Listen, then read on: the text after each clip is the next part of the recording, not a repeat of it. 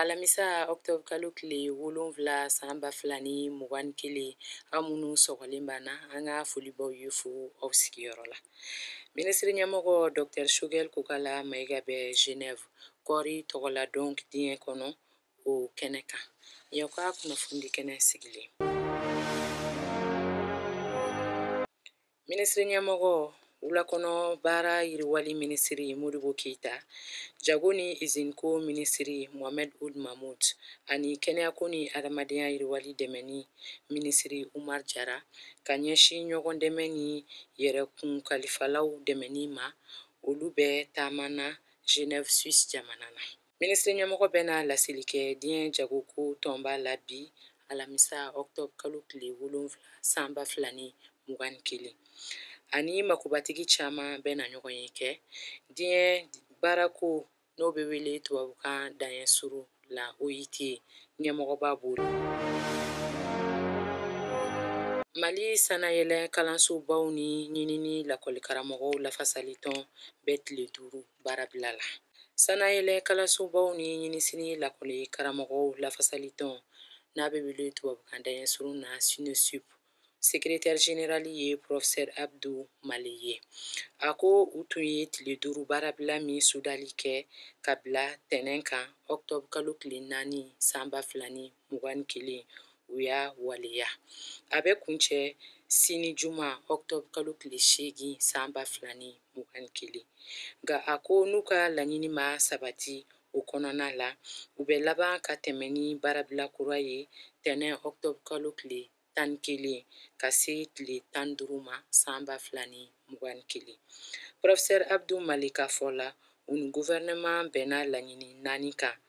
A tɔ de ye 1 ye, n'o ye ɲinini farankari ye, n'a bɛ wele ko prime de recherche. N'an taara Coupe du Monde san 2022 la, ntolantan 4 tɛna ye samata sɛgɛw cɛ la. Kalo 1 Coupe du Monde ɲɛnabila ntolantan tile fɔlɔ ni 2nan kɔfɛ, tile 3nan bɛ daminɛ bi Alamisa Octobre kalo tile 7 san 2021. Ntolantan 3 bɛ kɛ Maroc jamana na, Mali Kenya bɛ kɛ Agadir, Sudan Lajinɛ bɛ kɛ Marrakech, Maroc Guinée Bissau bɛ kɛ Araba jamana faaba la.